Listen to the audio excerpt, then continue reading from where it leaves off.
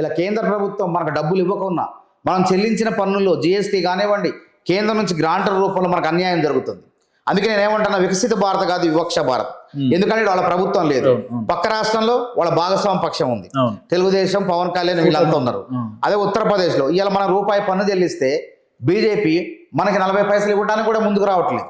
కానీ ఉత్తరప్రదేశ్లో రూపాయి వాళ్ళు చెల్లిస్తే 10 రూపాయలు ఇస్తుంది, మన 7 రూపాయలు ఇస్తుంది ఉత్తరప్రదేశ్లో. బీహార్కి రూపాయి చెల్లిస్తే 10 రూపాయలు ఇస్తున్నారు.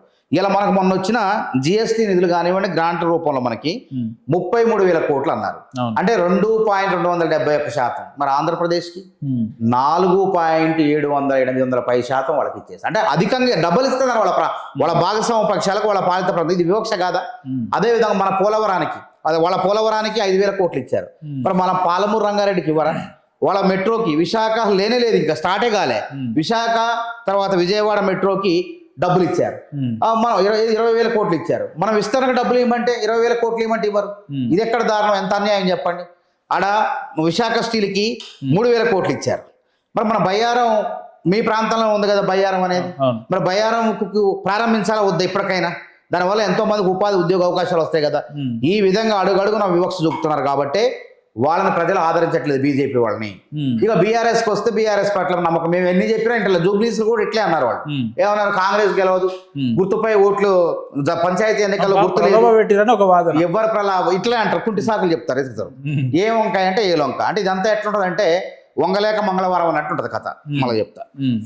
కానీ ఇప్పుడు మున్సిపల్ ఎన్నికల్లో మాత్రం అనుకున్నంత స్థాయిలో రిజల్ట్ రాలేదనేది కాంగ్రెస్ పార్టీ నాయకులు అందరు జర బాగా ఇబ్బందిలో ఉన్నాడు. రేవంత్ రెడ్డి స్ట్రాంగ్ అయ్యింది ఎప్పుడైతే జూబ్లీస్ ఎన్నికలతో స్ట్రాంగ్ అయ్యాడు.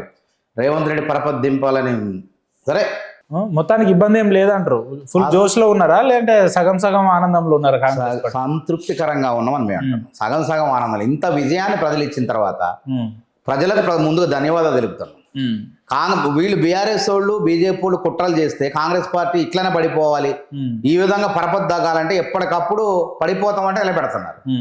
ఇలా కాంగ్రెస్ పార్టీలో కూడా ఒక్కటి రారన్నారు కదా, మీరు కూడా బాగానే విశ్వ ప్రయత్నాలు చేసినట్టున్నారు. బీఆర్ఎస్ ఒక్కటి అట్లే అప్రజాస్వామికంగా కాంగ్రెస్ ప్రభుత్వాలు వ్యవహరించవు. ముఖ్యమంత్రి రేవంత్ రెడ్డి కూడా అనలేదు. కేసీఆర్ గారిని ఫామ్ హౌస్ లో పడుకోకుండా కుంభకరణం లెక్క బయటికి రండి, మాకు సూచనలు ఇవ్వండి అని అంటున్నా తప్ప మీరు రావద్దు, మీరు ఆడే పడుకోమని అన్నాడు ఎప్పుడన్నా? కానీ ఆయన రావట్లేదు. ఇప్పుడు ఆ ఎన్నికల్లో ఆయన ప్రచారం కూడా బయటికి కూడా రాలేదు. అంటే ఆయన ఎప్పుడు వస్తాడో ఏందో అర్థం కాని పరిస్థితి. ప్రజలకు కష్టాలు వచ్చినప్పుడు రాడు. వరదలు వచ్చిన ఖమ్మంలో కానీ కామారెడ్డిలో వరదలు వచ్చినప్పుడు కూడా బయటపడలేదు, ఎక్కడ కనపడలేదు. మరి ఏదో అసెంబ్లీకి రాకపోతే అర్హత వేటుపడిద్ది అని చెప్పి సంతకం పెట్టడానికి వచ్చింది. ప్రజలు గమనిస్తారు, అంటే ఓ కేసీఆర్ పని అయిపోయింది, ఇక ఆయన రాడు, ఆ ఫామ్ హౌస్కి పరిమితం అవుతాడు అని చెప్పి ప్రజలు అనుకున్నారు. రేవంత్ రెడ్డి ధీటైన నాయకుడు.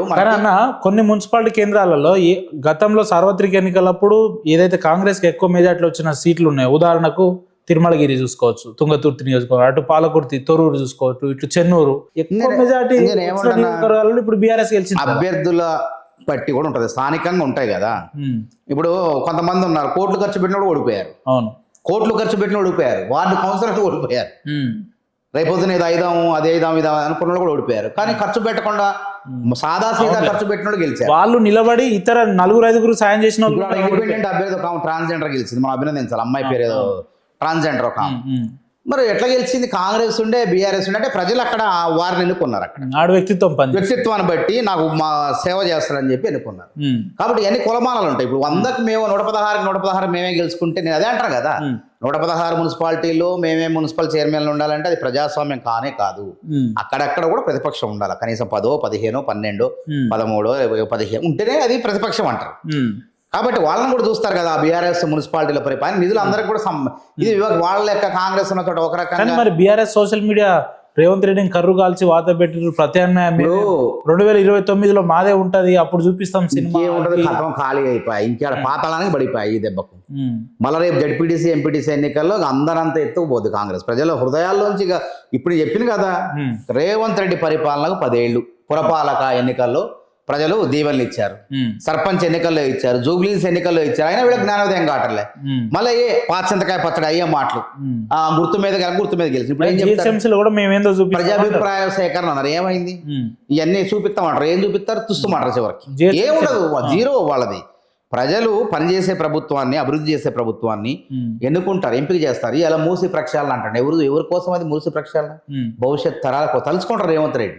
ఇలా కొత్త నగరాన్ని కమిషన్ కోసం అంట కదా నిరూపించమనండి మరి.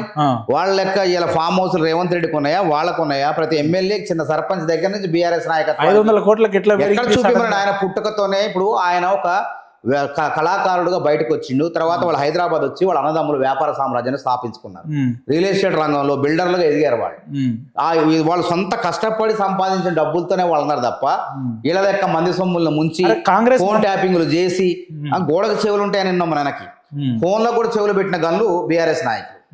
కాబట్టి ఈ విధంగా అక్రమంగా సంపాదన నిలవదు. అది ఎప్పుడు ఉత్తనే అప్పనంగా పోద్ది. అక్రమంగా సంపాదించింది అప్పనంగానే పోద్దని మన పెద్దలు అంటారు కదా. కానీ మరి అన్న, మీరు కూడా ఒక ఉద్యమ నాయకుడు 10 ఏళ్ళు ఈ రాష్ట్రాన్ని ముఖ్యమంత్రి చేసిన వ్యక్తిని పట్టుకొని నోటీసులు ఇవ్వడం కూడా తప్పు అనేటట్టు బీఆర్ఎస్ ప్రొపగండా చేస్తుంది. ఎవరు అసలు అంటారు నోటీస్ కూడా ఎందుకు తప్పు అయింది అంటున్నా? చట్టం ఏమన్నా వేరే ఉంటుందా? మాజీ ముఖ్యమంత్రికి 10 ఏళ్ళు పనిచేసిన ముఖ్యమంత్రికి వేరే ఉంటాయా? చట్టం అందరికి సమానమే. అల్లు అర్జున్కైనా, అక్కినేని నాగార్జునకైనా, రాష్ట్ర సాధకుడు ముసుగులో లంగా పనులు చేయొచ్చా? మరి ఫోన్ ట్యాపింగ్ ఎందుకు చేసి? కన్నా కూతురు చెప్తుంది, ఆమె సమానం చెప్పండి, మేం కాదు. కన్నా కూతురు ఇలా ప్రెస్ మీట్ పెట్టింది. బీఆర్ఎస్ పార్టీ ఘోరంగా ప్రభావం చెందిందని చెప్తున్నాం. ఫోన్ ట్యాపింగ్ నా భర్త ఫోనే ట్యాప్ చేశారన్నది ఎవరన్నా చేస్తారా? ఫోన్ అట్లా అల్లుడు ఫోన్ చేస్తారా? ఇంట్లో కుటుంబ సభ్యులు ఫోన్ ట్యాప్ చేస్తారా? హరీష్ రావే మదన పడే కొన్ని రోజులు నా ఫోన్ కూడా ట్యాప్ అయితే నా దగ్గర రాకండి ఆయన కూడా చెప్పే.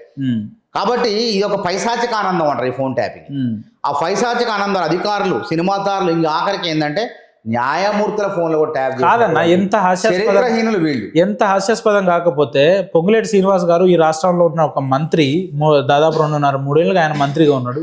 ఇప్పుడు మీరు మీ ప్రభుత్వంలో కేసీఆర్ గారు ట్యాపింగ్ చేయడం అంటే ఇది ఎట్లా సాధ్యమైంది? అదే కాదు, ఇప్పుడు ఆ టెక్నాలజీని కొంతమందిని ఫామ్ హౌస్ లో ఏం చేస్తారంటే ఈ క్షుద్ర పూజలు అన్ని ఫోన్ ట్యాపింగ్ క్షుద్ర పూజలు ఫామ్ హౌస్ లో. ఇప్పుడు జాతి వీళ్ళు ఇష్టంగా కేసీఆర్ జాతిపిత్తన భూతపిత. జాతిపిత ఎట్లయితారు? రాజకీయాల్లో బూతులు సృష్టించినవాడు భూతపిత. ఏమన్నా సాధిస్తే ఎవరు నిజంగా జాతిపిత ఎవరు? జయశంకర్ సార్. ఆయన జయశంకర్ సార్లో త్యాగం ఉన్నది, కేసీఆర్ లో భోగం ఉన్నది. త్యాగ పురుషుని జాతపిత అంటారా, భోగ పురుషుని జాతిపిత అంటారా?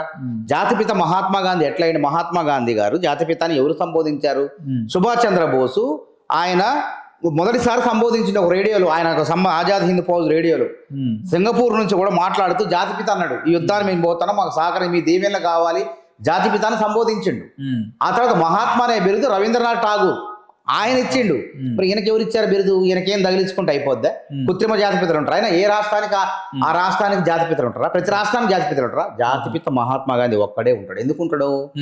ఆయన సాధారణమైనటువంటి రైల్లో, 3వ తరగతి రైల్లో, సాధారణ మధ్యతరగతి ప్రయాణం చేసే రైల్లో ప్రయాణం. 3rd class. మరి కేసీఆర్ 100 కోట్లు పెట్టి విమానం కొనుక్కున్నాడు, జాతిపిత అవుతారండి. 100 కోట్లు పెట్టి విమానం కొనుక్కున్న కేసీఆర్ జాతిపిత ఎట్లయితారు అంటున్నా. ఇంకో విషయం, మద్యపానం ధూమపానం చేయకూడదు.